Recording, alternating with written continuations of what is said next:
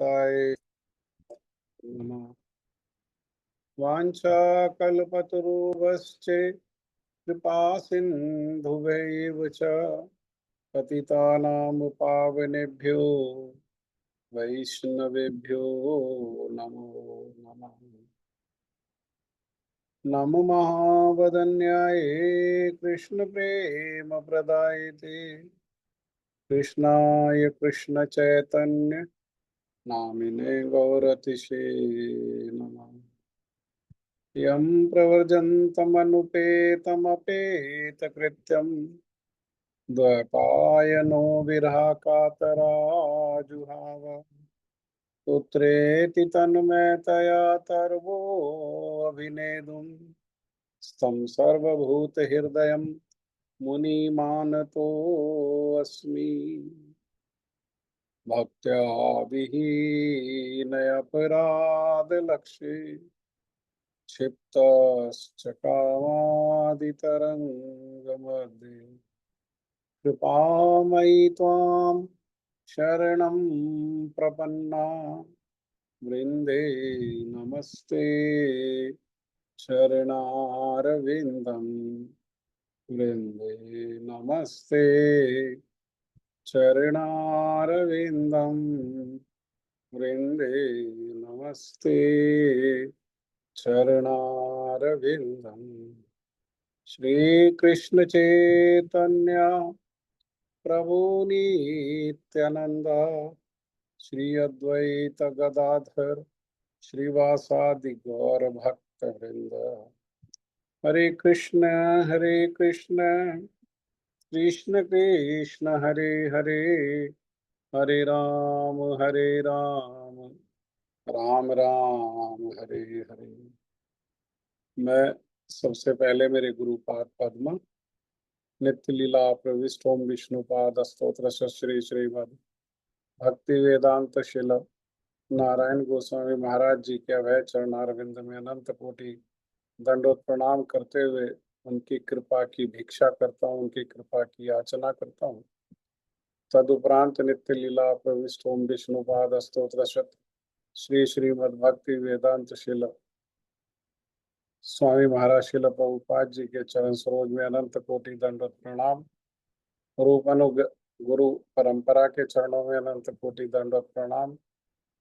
श्रीमद् भगवत गीता कथा के श्रोता वृंद, वैष्णव वैष्णवी माता भाई बहन प्रभु आप सभी को मेरा यथा योग्य प्रणाम। श्रीमद् भगवत गीता यथारूप अध्याय 2 श्लोक संख्या 8 को चर्चा कर रहे थे हम,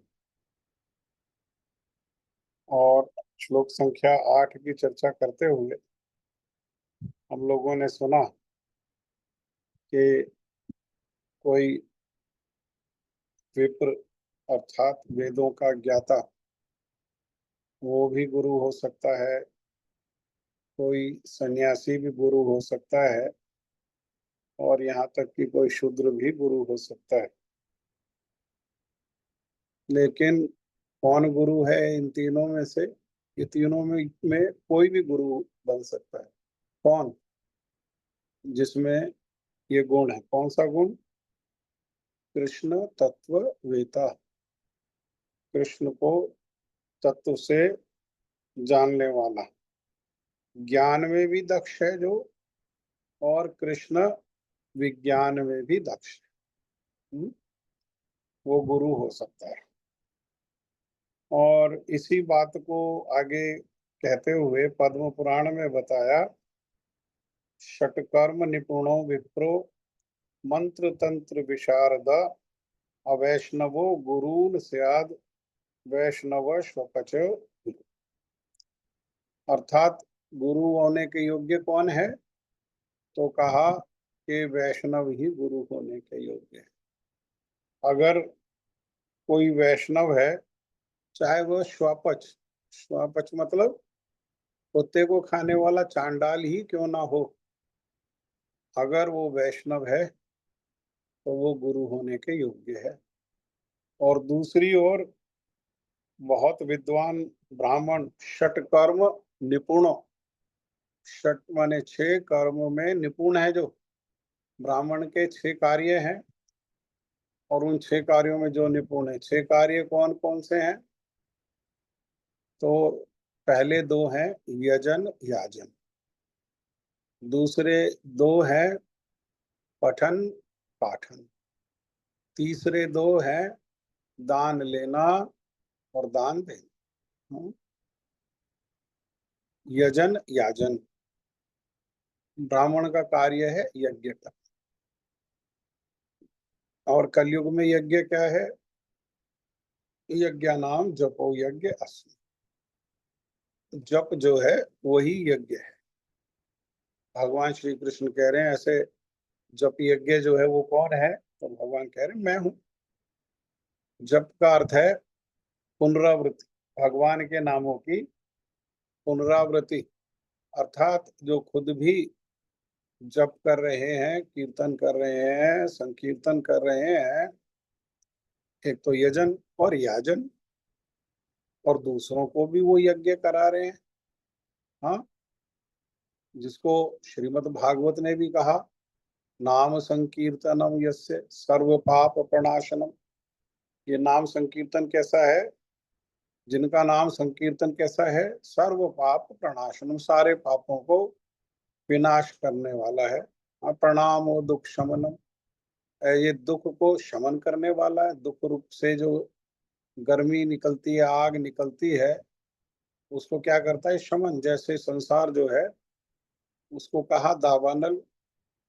संसार एक जंगल है और जंगल में आग अपने आप लग जाती है, तो जंगल की आग को शमन कौन कर सकता है? जंगल की आग को शमन जो है वो जब काले काले बादल जल लेकर के आते हैं और वर्षा करते हैं तो वो अग्नि शमन हो सकती है ना। तो भगवान का नाम कैसा है? भगवान के नाम को मैं प्रणाम करता हूँ, जो इस प्रकार से जीवन में जो दावानल है उसको काले बादल के जैसे वर्षा करके उसको शमन करने वाले। तम नमामि हरिम पराम, ऐसे जो हरि हैं, हरि मतलब हरण करने वाले। हाँ, भगवान का नाम हरि अर्थात जो हरण करने वाले। क्या हरण करने वाले हैं? जो भी उनको आश्रय करता है, उनका नाम लेता है, उसके दुख हैं, कलेश है, शोक है, मोह है, हाँ, उसके जन्म जन्म की कामनाएं हैं, जन्म जन्म के अनर्थ हैं, वो क्या करते हैं? भगवान जो है, भगवान का नाम क्या करता है? उस सब को हरण करना। हाँ, उस सब का जो है वो हरण करना। तो इसीलिए यजन याजन 2 कार्य हो गए। फिर पठन पाठन, वैदिक शास्त्रों का पठन करना, श्रीमद् भागवतम, श्रीमद् भगवत गीता, श्री चैतन्य चरितमृत और श्रीमद् भागवत को ही पुष्ट करने वाले जो ग्रंथ हैं, गोस्वामी वर्गों के जो ग्रंथ हैं, ऐसे ग्रंथों को स्वयं भी पढ़ना और पाठन, पढ़ करके हृदयांगम करके उसको पढ़ाना, है ना। उसको पढ़ाना, पठन पाठन, और फिर दान। This is not your house. Just think, listen this carefully. तुम्हारा दिमाग बहुत खराब हो गया क्योंकि तुम्हें सब कुछ दिख गया। निधि, आपका माइक ऑन है। तो पठन पाठन, यजन याजन और दान लेना। हाँ, क्योंकि लोग बड़ी मेहनत करके धन अर्जन करते हैं और उनका दान लेना, दान लेकर के उनके मंगल के उद्देश्य से हरि गुरु वैष्णव की सेवा में उस दान को लगा दें। और जो भक्त हैं, जो भजन करने वाले भक्त हैं, उनकी कोई आवश्यकता है, जो आवश्यकता उनके भजन में बाधा बन रही है, तो उस आवश्यकता को पूरा करने के लिए, ताकि वो भक्त लोग भी भजन कर सकें, दान दें। चाहे ये कोई 6 कार्यों में इस प्रकार से निपुण भी है, लेकिन वैष्णव नहीं। 6 कार्यों में निपुण होने पर भी वैष्णव नहीं। भगवान के उद्देश्य से नहीं करता, भगवान के उद्देश्य से नहीं करता, परंपरा में नहीं करता, तो वो क्या है, वो गुरु बनने का पात्र नहीं। और दूसरी ओर योग्यता कम है, योग्यता ना के बराबर भी है, परंतु वो वैष्णव है। वो वैष्णव क्या है, वैष्णव का अर्थ क्या है, ज्ञान और विज्ञान। हाँ, ज्ञान केवल ब्राह्मण, और उस ज्ञान को विज्ञान, वो वैष्णव। हाँ, ज्ञान को विज्ञान, ठीक है ना। ब्रह्म जानाति ते ब्राह्मण, वेदों ने कह दिया जो ब्रह्म को, भगवान को जानते हैं वो कौन है, वो ब्राह्मण है। लेकिन जो भगवान को जान करके भगवान की सेवा करते हैं वो कौन है, वो वैष्णव। ज्ञान है कि ये भगवान है, और उसके साथ विज्ञान भी है कि भगवान है, मेरा इनसे नित्य सनातन संबंध है, और मैं इनका नित्य सनातन संबंध में इनका सेवक हूँ। इस प्रकार जो है ये ज्ञान और विज्ञान। विद्वान ब्राह्मण जो है वो गुरु नहीं बन सकता अगर वो वैष्णव नहीं है तो। और दूसरी ओर जो चंडाल है वो भी गुरु बन सकता है अगर वो वैष्णव। शूद्र कहने नहीं, चाहे कोई शूद्र ही क्यों ना हो, वो भी गुरु बनने के योग्य है। जय कृष्ण तत्ववेता। तो अगला श्लोक, श्लोक संख्या 9। जब अर्जुन ने इस प्रकार से कहा तो संजय ने सुना, तो संजय ने बोल दिया। संजय ने क्या बोला, एवं उक्त्वा ऋषिकेशं गुडाकेश परन्तपा नायो तस्य इति गोविन्दम् उक्त्वा तूष्णीं बभूवः। संजय उवाच एवं उक्त्वा ऋषिकेशं गुडाकेश परन्तपा नायो तस्य इति गोविन्दम् उक्त्वा तूष्णीं बभूवः। बोलिए, कौन बोलना चाहते हैं? हाँ प्रभु जी, मैं बोल रहा हूँ। संजय उवाच एवं उक्त्वा ऋषिकेशं गुडाकेशः परन्तपः नायोस्य इति गोविन्दम् उक्त्वा तूष्णीं बभूवः। संजय उवाच एवमुक्त्वा ऋषिकेशं गुडाकेशः परन्तपः न योत्स्य इति गोविन्दम् उक्त्वा तूष्णीं बभूवः।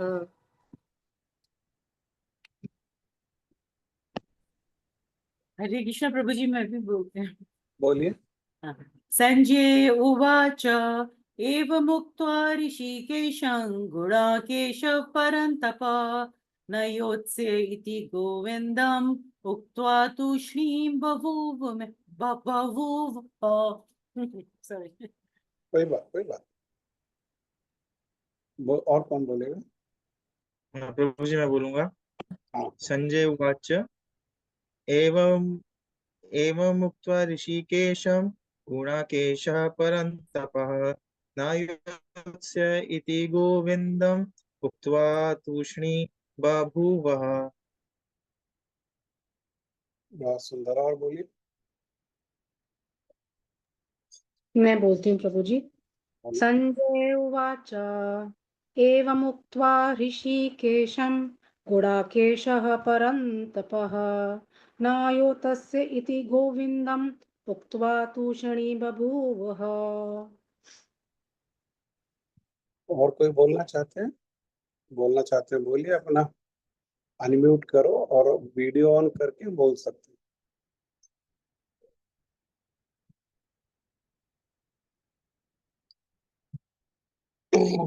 संजय उवाच, संजय ने कहा एवं उक्त्वा ऋषिकेशम। भगवान के यहाँ पर इस श्लोक में दो नाम आए। अर्जुन का एक ही नाम आया है, गुडाकेश। भगवान के पहली लाइन में नाम आया है ऋषिकेश, और दूसरी लाइन में नाम आया है गोविंद। ऋषिकेश किसको कहते हैं? जो हमारे इंद्रियों के स्वामी। हाँ, और एकादशी किसको कहते हैं? जैसे पहले भी आपको कई बारी बताया है कि हमारी एकादश इंद्रियां हैं, 5 कर्मेंद्रियां, 5 ज्ञानेंद्रियां, और एक इंद्रिय में मन को प्रधान रख करके मन, बुद्धि, अहंकार, चित्त आदि जो है, ये 11 इंद्रियां हैं। लेकिन इन 11 की 11 इंद्रियों के स्वामी जो हैं वो भगवान है।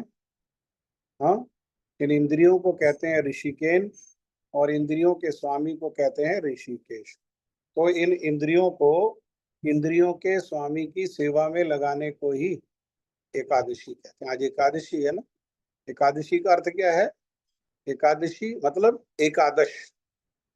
आज कौन सी तिथि है? एकादश। 1 और 10। हाँ, तो 10 क्या है? 10 है इंद्रियां, 5 कर्मेंद्रियां और 5 ज्ञानेंद्रियां। और 1 क्या है? 1 है मन। अर्थात इंद्रियों को लगाएं, लेकिन कैसे? मन के साथ लगा करके इंद्रियों को लगाएं। तो इन इंद्रियों के जो स्वामी हैं वो कौन है? ऋषिकेश भगवान, उनका नाम है ऋषिकेश।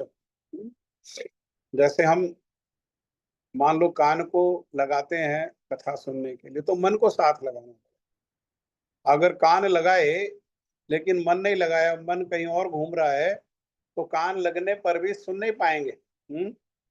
मुख को लगाएंगे तो बोल नहीं पाएंगे भगवान की कथा को, अगर मन नहीं लगाया तो।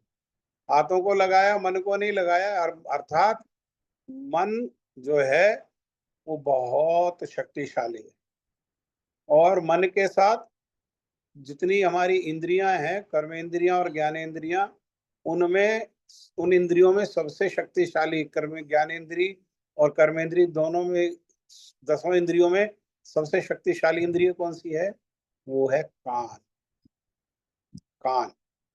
तो प्रमुखता से क्या करें? कान को, जिह्वा को और मन को एकादशी के दिन में क्या करें? इनको भगवान की सेवा में नियोजित करते। कान से भगवान की कथा को श्रवण करें, भगवान की कीर्तन को श्रवण करें, और जिह्वा से भगवान के कथा कीर्तन करें, और दोनों के साथ क्या करें? मन अर्थात श्रद्धा, मन के श्रद्धा को भी उसमें लगा। हाँ? तो ये ना अर्थ है ऋषिकेश नाम का। और कहा गुड़ाकेश। गुड़ाकेश मतलब जो अज्ञानी नहीं है, बल्कि अज्ञान को मिटाने वाला। परंतपा, और क्या है वो? शत्रुओं का दमन करने वाला। ना युतस्य इति, वो कह रहा है मैं लड़ूंगा नहीं, है ना। और वो इतना कह करके चुप हो गया। किसको कही ये बात उसने? गोविंद को। गो जमा विंद। हाँ, गो मने इंद्रियां। वैसे गो के बहुत सारे अर्थ हैं।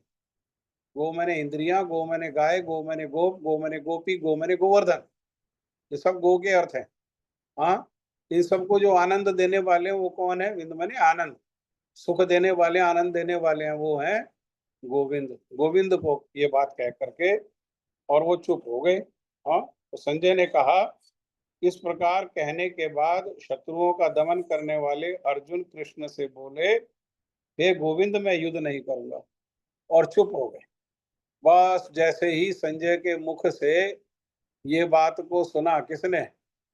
वो कपटी धृतराष्ट्र ने। वो तो प्रसन्न हो, ओह चलो बहुत बढ़िया हुआ, बिना लड़े ही क्या हुआ? बिना लड़े ही मेरे बेटे युद्ध जीत गए। अर्जुन तो लड़ेगा नहीं, और अर्जुन नहीं लड़ेगा तो पांडवों में साहस नहीं है वो युद्ध कर सके, है ना। वो तो अर्जुन के बल को लेकर के तो युद्ध कर रहे हैं। अब अर्जुन ही मना कर रहा है। अर्जुन अगर युद्ध नहीं करेगा तो कर्ण को, भीष्म पितामह को, द्रोणाचार्य को, इनको परास्त करने वाला तो कोई है ही नहीं उनके पास। और जो इनको परास्त करने वाला है वो है गुड़ाकेश। तो वो तो युद्ध का नहीं कर रहा है, तो वाह क्या हुआ, वी शुड सेलिब्रेट नाउ। युद्ध खत्म, पहले दिन ही बिना लड़े युद्ध जो है वो खत्म हो गया, बिना कोई नुकसान नहीं।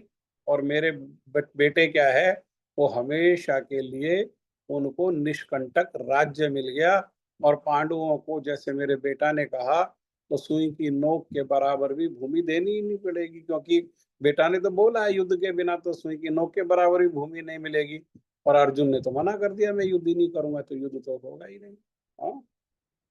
लेकिन यहाँ पर गुड़ाकेश और परंतपा आ गया। परंतपा क्या है? शत्रुओं का दमन करने वाला। अर्जुन में सामर्थ्य है, अर्जुन शक्तिशाली है, अर्जुन निपुण है। किसमें? शत्रुओं का दमन करने में, और अज्ञान को मिटाने वाला है।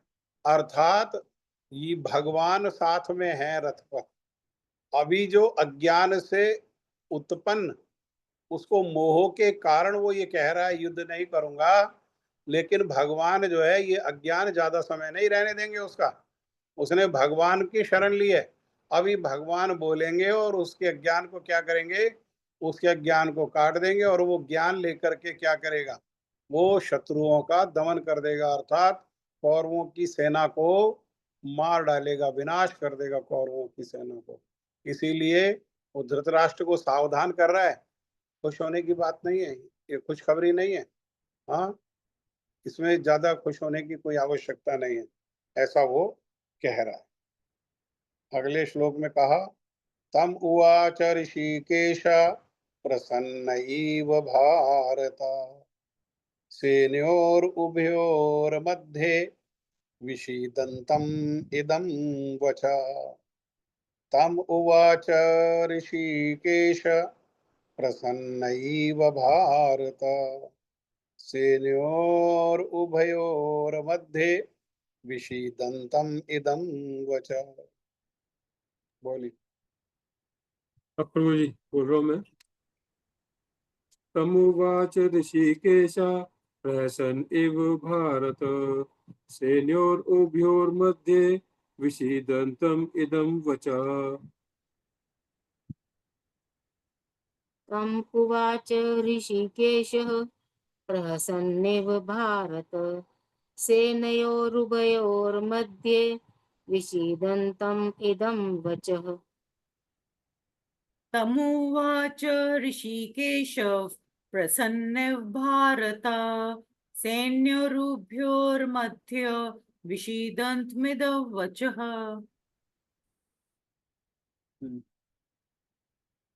और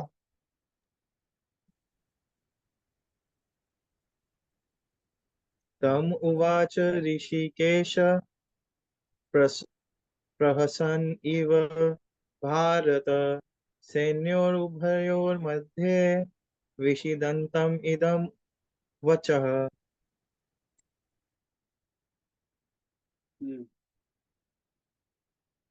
बोलिए।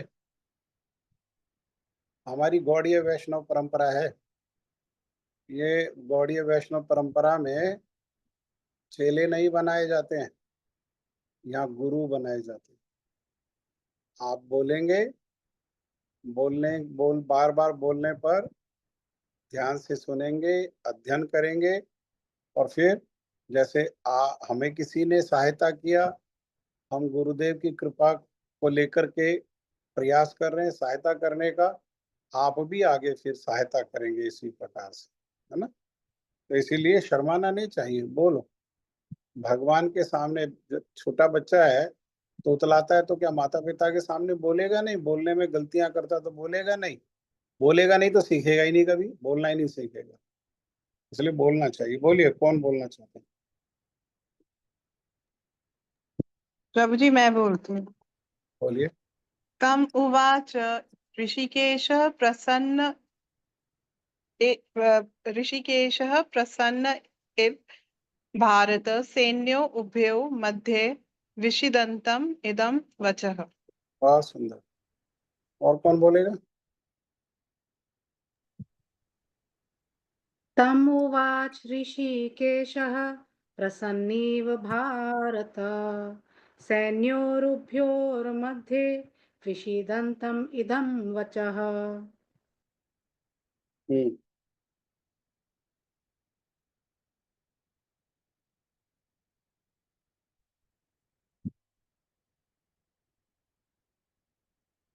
हे भरतवंशी, भरत के वंशज धृतराष्ट्र, उस समय दोनों सेनाओं के मध्य शोकमग्न अर्जुन से कृष्ण ने मानो हंसते हुए ये शब्द कहे। क्योंकि अर्जुन ने कहा कि मैं आपको गुरु मानता हूं और मैं आपका शिष्य हूं, शिष्यते अहम, मैं आपका शिष्य हूं, आप मेरी रक्षा करो, मैं तो नहीं जान पा रहा हूं क्या करने के योग्य है क्या नहीं करने के योग्य है, और शोक के कारण जो है मेरे होठ भी सूख रहे हैं, आप मेरी सहायता करो। तो भगवान क्यों है? हालांकि दोनों मित्र हैं, मित्र होते हुए भी भगवान का एक नाम है अच्युत।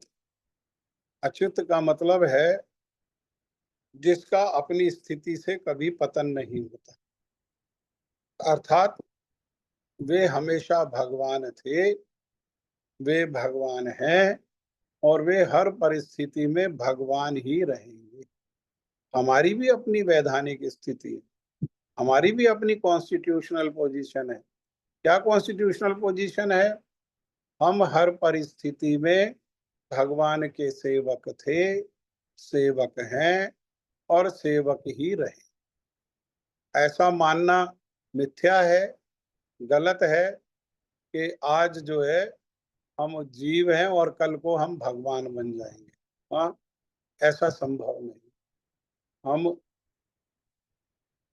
जीव है, अर्थात भगवान से हमारा संबंध है, भगवान के सेवक हैं, तो हम भगवान के सेवक ही हमेशा रहेंगे। कोई समय ऐसा नहीं था कि भगवान कभी सेवक रहे और सेवा कर करके वो भगवान बन गए हों। हाँ, नहीं, भगवान को भगवत्ता में आनंद है और भक्तों को भगवान की सेवा में ही आनंद है। क्यों? क्योंकि दोनों का अपना अपना स्वरूप है, वो स्वामी है और हम क्या है, हमारा स्वरूप है सेवक। तो हमारे स्वरूप के अनुसार हमारे को स्वामी में बनने में आनंद नहीं है, हमारा आनंद किसमें है?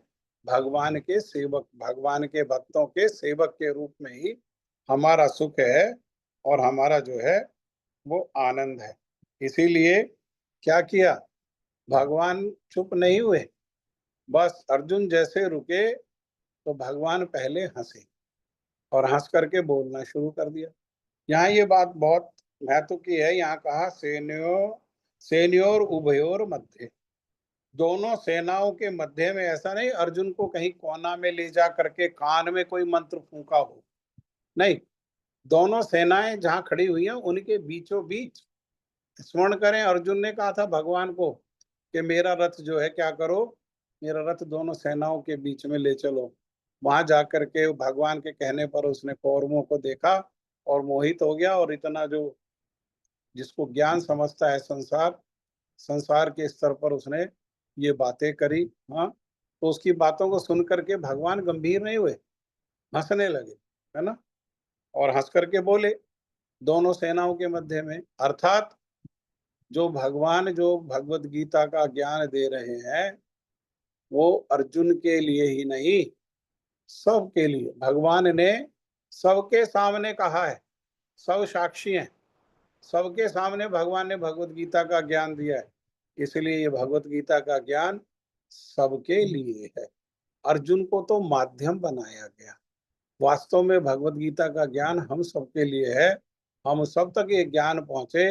इसीलिए अपने भक्त से वो मोह की लीला करा करके और अर्जुन से वही सारे प्रश्न करा करके जो हमारे हृदय में हो सकते हैं, हमारे विचार में प्रश्न हो सकते हैं, हमारे जीवन में हो सकते हैं, संसार में जितने भी प्रश्न हैं वो सारे प्रश्न अर्जुन के माध्यम से करा करके और ज्ञान दिया, ताकि सारे जीव संसार के वो भगवत गीता के ज्ञान को पाकर के और उस ज्ञान में निपुण होकर के अपने जीवन को उस ज्ञान के अनुसार क्या करें, वो शास्त्र चक्षु बना करके, गीता शास्त्र चक्षु बना करके अपने जीवन को निर्वाह करें।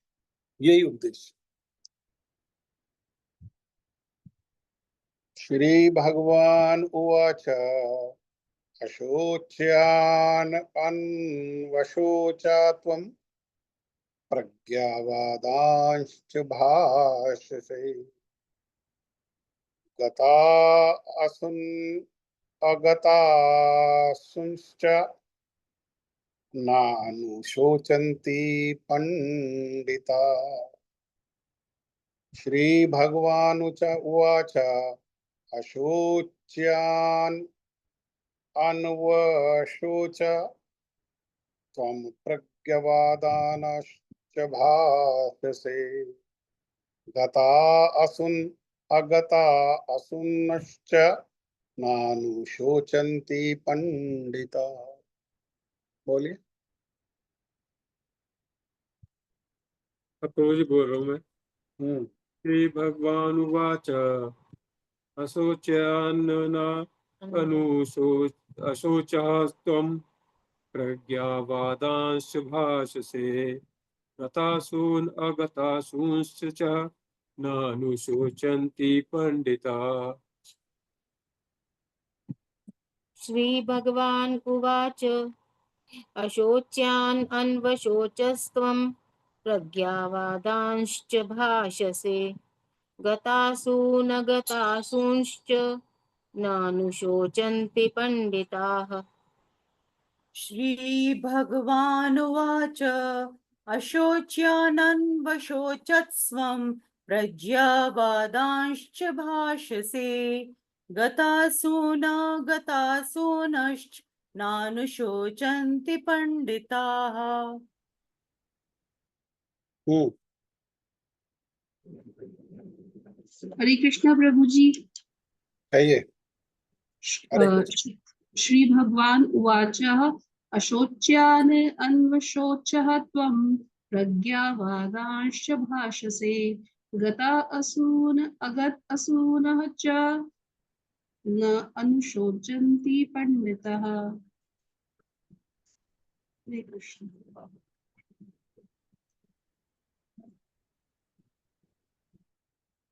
और कौन कहना चाहते हैं?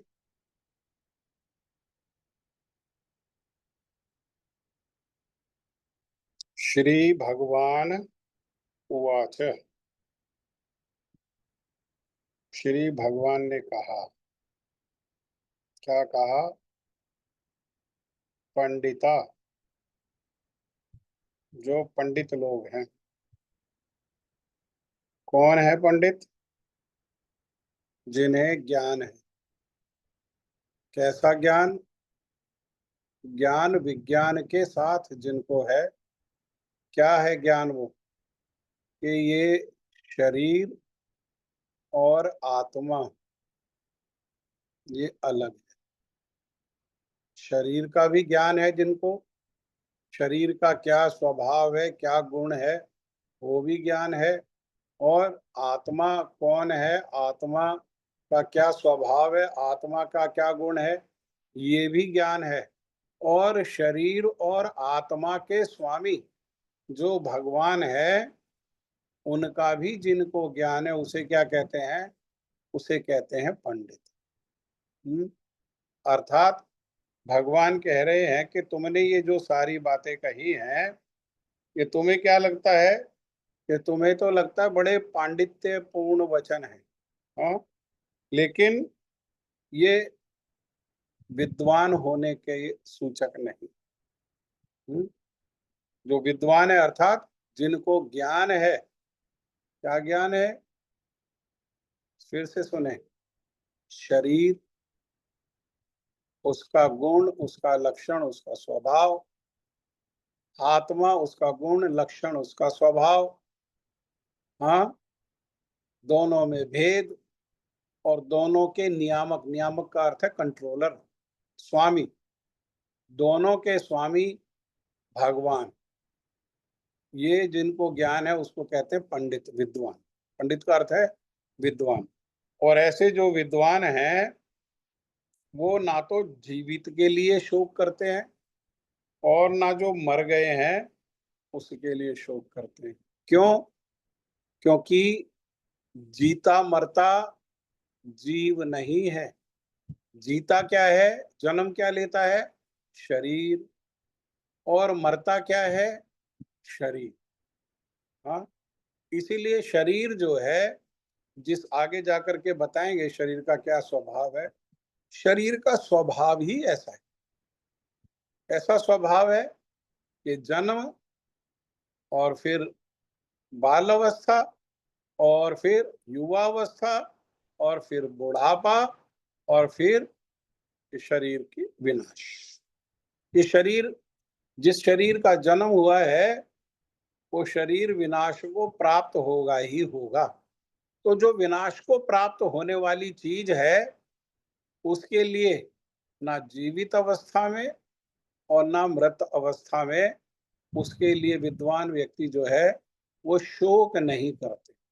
अर्थात अर्जुन केवल शरीर के स्तर पर जितना उसने विचार कहा है, वो शरीर के स्तर पर कहा है, क्योंकि शरीर के स्तर पर ही ये सारे के सारे संबंध है, शरीर से संबंध है सारे के सारे।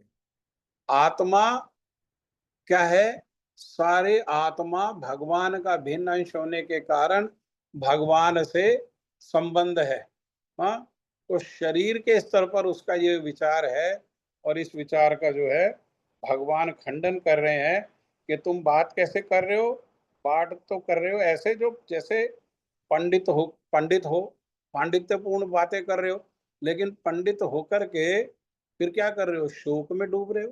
पंडित जो है वो शोक में नहीं डूबते। पंडित को ही कहा जाता है विद्वान, और आके जाके भगवान एक और शब्द व्यवहार करेंगे, धीर। वो भी कौन है, वो विद्वान या पंडित ही जो है वो धीर।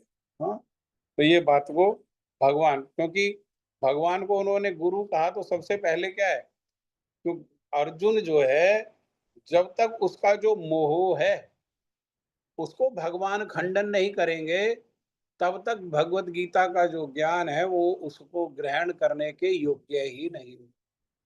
उसका जो मोह है, जैसे बर्तन पात्र अगर साफ नहीं है, पात्र में अगर कुछ गंदगी लगी हुई है तो ऊपर से डालते जाओ दूध, डालने वाला दूध डालेगा, लेकिन बर्तन में पहले से गंदगी है, दूध उस गंदगी से मिलकर के क्या हो जाएगा, वो सारा दूध छेना बन जाएगा, सब दूध फट जाएगा, दूध में विकृति हो जाएगी। ऐसे ही ये दूध रूपी जो भगवत गीता का ज्ञान है, उसको देने के पहले भगवान खंडन कर रहे हैं कि भैया, दूसरे शब्दों में कह रहे हैं कि तू कौन है, तू अपने आप को विद्वान मत समझ, इतनी बड़ी बड़ी बातें जो कर रहा है। अर्थात इस प्रकार का जो विचार रखने वाले हैं अर्जुन के जैसे, जो इस देह के स्तर पर, देह आत्म बुद्धि में पढ़ करके देह के स्तर पर इस प्रकार का विचार रखने वाले हैं, वो कौन है, वो पंडित नहीं है, वो है मूर्ख नंबर 1। मूर्ख है वो, विद्वान नहीं है। भगवान कह रहे हैं विद्वान नहीं है, विद्वान नहीं है तो क्या है, वो विद्वान नहीं है तो वे मूर्ख हैं, क्योंकि विद्वान लोग तो वो शोक नहीं करते, ना जो जिंदा उनके लिए भी नहीं रोते हैं, और जो मर गए उनके लिए भी नहीं रोते हैं। रोते किसके लिए हैं, रोते जैसा कल भी बताया, परसों बताया, रोते किस लिए हैं कि भैया मनुष्य शरीर मिला, और मनुष्य शरीर मिलकर के बाकी सब तो किया, लेकिन भगवान का भजन नहीं किया, तो इसका मनुष्य शरीर प्राप्त करना ये क्या हो गया, ये विफल हो। हाँ, किसी को कीर्तन करते हुए कहा, हरि हरि विफले जन्म गुआइनु, मानुष जन्म पाया, राधा कृष्ण न भजिया। मानुष जन्म पाया, राधा कृष्ण न भजिया, जानिया सुनिया विष खाइनु, जानिया सुनिया विष खाइनु। विद्वान व्यक्ति का ये शोक है। हाँ, विद्वान व्यक्ति का शोक क्या है, हरि हरि विफले जन्म गुआइनु। ये जन्म क्या किया, मनुष्य शरीर को लेकर के, जिस शरीर से भगवान की उपलब्धि की जा सकती थी, जन्म मृत्यु जरा व्याधि जैसी जो समस्याएं हैं उनको समूल विनाश किया जा सकता था। और जो हमारा मूल स्वभाव है सत्यचित आनंद, आनंद में रहा जा सकता था, वो अवसर को क्या कर दिया, वो अवसर को गम। मानुष्य शरीर, मानुष्य जन्म पाया, मनुष्य का जन्म मिला, और मनुष्य का जन्म लेकर के भी बाकी सब तो किया, क्या सब किया, जो सुविधा पशुओं को भी उपलब्ध है, आहार निद्रा भय मैथुन, ये सब तो किया, लेकिन राधा कृष्ण ना भजिया। भज, भज का अर्थ है सेवा करना। कैसी सेवा? प्रैक्टिकल सेवा। हाँ, मन से भी सेवा करना और इंद्रियों को भी लगा करके मन के साथ सेवा करना, इसको कहते हैं भजिया। राधा कृष्ण का भजन नहीं किया। भजन का अर्थ ये नहीं है कि कोई सुरताल और धुन में केवल कुछ गाना ये भजन है। भजन, ये कीर्तन भी एक प्रकार की सेवा है। अन्य सेवाएं भी क्या है, वो भी भजन है। भगवान को भोग लगाना भजन, भगवान के लिए सुंदर रूप में पुष्पों की माला गूंथना, श्रृंगार करना, है ना, भोग बनाना, ये सब क्या है, ये सब भजन है। धाम में जाना, धाम में कथा को सुनना, ये सब भजन है। लीला स्थलियों की परिक्रमा करना, प्रणाम करना, दीपक दिखाना, ये सब क्या है, ये सब भजन। हाँ? राधा कृष्ण ना भजिया। हाँ? राधा कृष्ण का भजन नहीं किया, तो जीवित रहते हुए क्या किया, आहार निद्रा भय मैथुन जो किया वो क्या है, तो कह रहे जानिया सुनिया विष खाई। इंद्रियां कहाँ लगी रही, मन कहाँ लगा रहा, विषयों में मन लगा रहा, विषयों में ही इंद्रियां लगी रही। और इस प्रकार से क्या किया, इस प्रकार से जानते बूझते, हाँ, अनजाने में नहीं, जानते बूझते क्या किया, विष खाइनु, ये जहर को, विष को, कौन सा जहर, कौन सा विष, विषय रूपी विष को इंद्रियों के द्वारा खाया, कान के द्वारा संसारिक शब्द के विष को खाया, निंदा चुगली स्तुति आदि को खाया। कान खाता है ना, कान की खुराक है, क्या कान की खुराक है, शब्द। आंखों की खुराक क्या है, वो है रूप। आंखों के द्वारा देखा, क्या देखा, विष को देखा, विषय रूपी विष को देखा। देखने योग्य भी देखा, देखने योग्य तो देखा हो ना देखा हो, नहीं देखने योग्य भी देखा। ये सब क्या है, ये सब विष। हाँ, हरे तो कृष्ण प्रभु जी। इसीलिए जो है भक्त लोग जो है, वो पंडित लोग इसीलिए दुखी हो सकते हैं। अन्यथा जो पशुओं की तरह आए, पशु वृत्ति को लेकर के जिए, और पशु के जैसे ही बिना जाने कि क्यों आए थे, क्या कर्तव्य था ये, और क्या नहीं किया उन्होंने जीवन में, इसको जाने बिना ही जो पशुओं की तरह चले गए, उनके लिए ना जीवित, उनके लिए शोक करने की आवश्यकता है, और ना उनके मरने पर शोक करने की आवश्यकता है। ठीक है, जब करें।